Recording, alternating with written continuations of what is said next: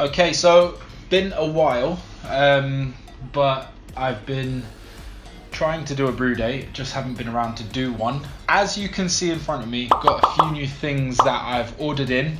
A siphon, an auto siphon. So I actually had one of these before in my previous video. It was the plum porter video that I made. You can click the link above. Main reason I have another one of these is because at the bottom here, where you siphon the liquor from the fermentation vessel, hop debris got inside there, and when I went to kind of fix it, I dislodged one of the parts at the bottom there. Couldn't put it back in, so I just emailed my local homebrew store, told her what the problem was, and she said bring it in, we'll replace it. So I did that. So that's the reason why I have a new one of those. This could be one of two things, but depending on what this is, I might do a review on it. Let's see what it is.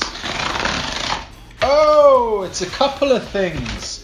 Look at that. This, first of all, is my brand new, we have my Semlos pH pen. There you go, mad scientist kind of vibe. So this is a pH pen to read pH levels in the water that I'm going to use. Basically, you can just put this in a sample of your water. So say you have a glass, you put that inside the glass, it will give you a digital readout of the pH. Let's see what else. So it comes in this nice little plastic box. Not going to get damaged. It comes with a manual on how to use it. So it's the Semlos pH meter, high accuracy 0.01, large LCD display. It's like one of those highlighter pens you had when you were a kid in primary school. And it comes with some sachets. So I believe it's 2 of each. I'll take some pictures of these close up so you can see. It definitely is 2 blue, 2 green, 2 red, and I believe that you use these in certain combinations to recalibrate the pen, but from what I saw on the reviews that I've read, this should come already calibrated. So yeah, happy with that. Can begin to start delving into the particulars about the type of water that we get here, which means this is my portable refractometer. Now, not happy about that.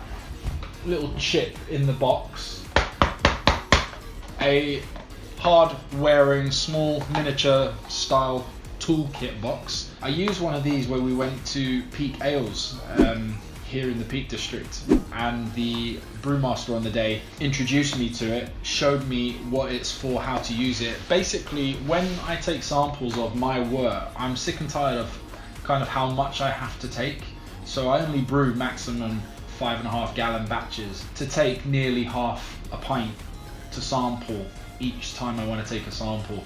Gets on my nerves a bit. So what I can do with this is I can take smaller sample sizes and save more beer for drinking. So it comes wrapped in foam. Quite happy with that actually. It comes wrapped in foam. Oh, that's great. Look at that. It's got its own what do you call that? Test syringe, something like that. So it's got its own test syringe, a small flathead screwdriver. Immediately, I would say that this feels a lot cheaper than the one that we used in the in Peak Ales Brewery. It feels smaller. It has an adjustable eyepiece here at the front. Yeah, there we go. The adjustable eyepiece works to get focus on the scale. Inside we have a Brix scale. It goes from about 0 to 35, and on the right we have the specific gravity of the wort, which goes from 1 all the way up to 1.130. So that will cover basically everything I need it to do. We all know how these work. Basically, you take a sample of the beer, you place it inside the refractometer, you hold it up to the light, and it will measure the viscosity of the liquid in it and give you the correct gravity reading. But not bad at all. There we are. So happy days.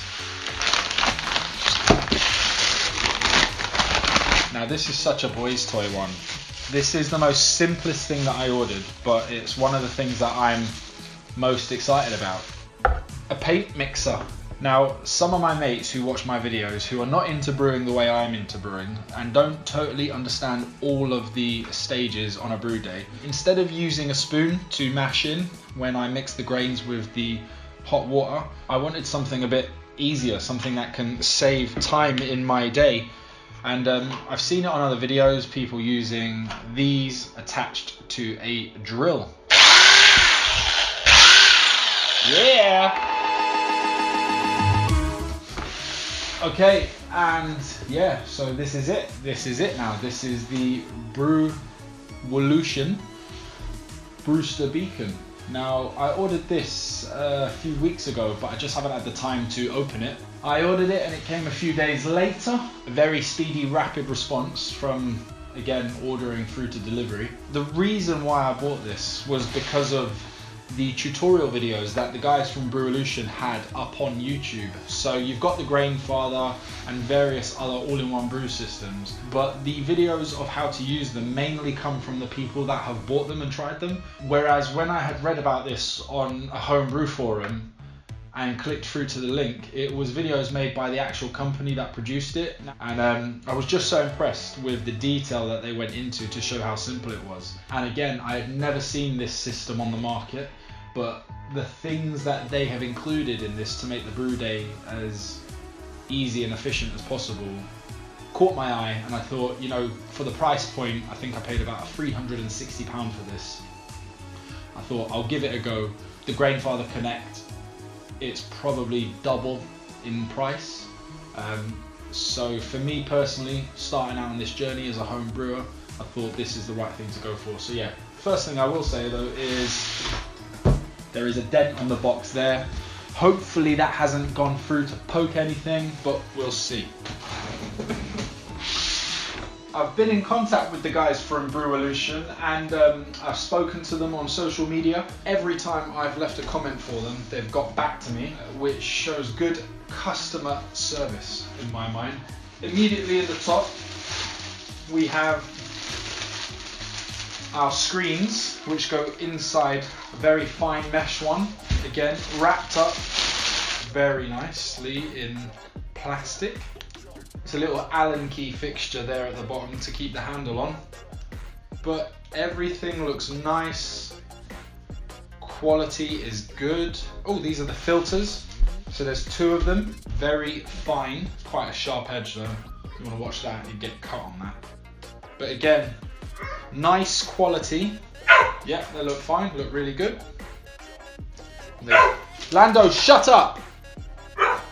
The dog doesn't like me vlogging. So we have some plastic tubes, another bag with some clips, a 90-degree right angle plastic tube with a cap. It's soft, so it's silicone tubing, with some zip ties, so more screws, and here we have our tempered glass lid. Again, everything's wrapped up really nicely. The packaging is good. The quality, look, the quality of this. We have a hole in the lid for our tube to go from the pump for recirculation in. Lovely stainless steel metal lid top. Again, the quality of everything just looks brilliant. Good quality glass, no marks or chips. Here it is. There it is. That looks beautiful. Oh wow. Oh wow, that looks incredible. Absolutely no marks, no dents, no dinks. This was one of the features, albeit however simple this is, that really impressed me about it, which was an external water level. So you can tell how much water you have in your brewing unit from the outside, so you don't have to lift off the lid, you don't have to do any measurements with pots and pans over at the sink, which is what I had to do on a brew day, and that just takes time. But like I say, on inspection, really nice quality unit. A really nice feel on those switches, and a very nice interface from the top. So the plug is on the bottom, it comes out the back here, it is all tucked nicely away. The pump is in this bottom unit here. It comes out of this tube up here and then into a spout which will go onto the roof. Now inside we have the internal bucket, the packaging for this is brilliant. It's kept it all in such lovely condition. There we go. Now walk it out. Now walk it out. Now walk it out. Now walk it out. Now walk it out. Yeah, they. So the handle slots in very nicely. One drawback about this handle, which I actually thought I wasn't going to have, was it doesn't have a kink in the middle, so you can't use a pulley system with it, as it would just slide and tilt. So this is going to always have to be used by hand unless I can fix that myself. But again, it's simple to use. You would just place this inside, lock it on, lift up, and rest on the Brewster beacon there when draining the mash. And here are the connections for the recirculation tube inside the unit. Everything feels engineered very well. And here is the top of our recirculating tube, which goes here into this joint. Again, really easy, solid fixtures and fittings. Very impressed, really happy. Can't wait to get brewing with this. Right, so that's me done there now. I've unboxed my brand new Brewster beacon unit. The first thing I'm going to be doing is trying to recreate my plum porter, improving the recipe, which this will hopefully help me do more efficiently, and we can get the strength on that up. I was happy with everything else, the flavour, the fermentation, the carbonization. I just would like to extract more sugars from the wort on the mash day, and that is exactly why I bought this unit, to hopefully help me do that. So I'm looking forward to using that, and we'll try and hopefully make a few videos of the brew days coming up. But really impressed. It looks brilliant. It's been delivered with no marks, no damage, no dents, which is a credit to how the guys at Brewolution have set up their operation. Yeah, very happy. Hope you enjoyed the video. Again, the more I use it and the more I brew with it, the more detail I can go into about how good it is as a brewing unit. But again, looking forward to it. If you like the video, please like it, maybe share it, and I will speak to you soon. See you later.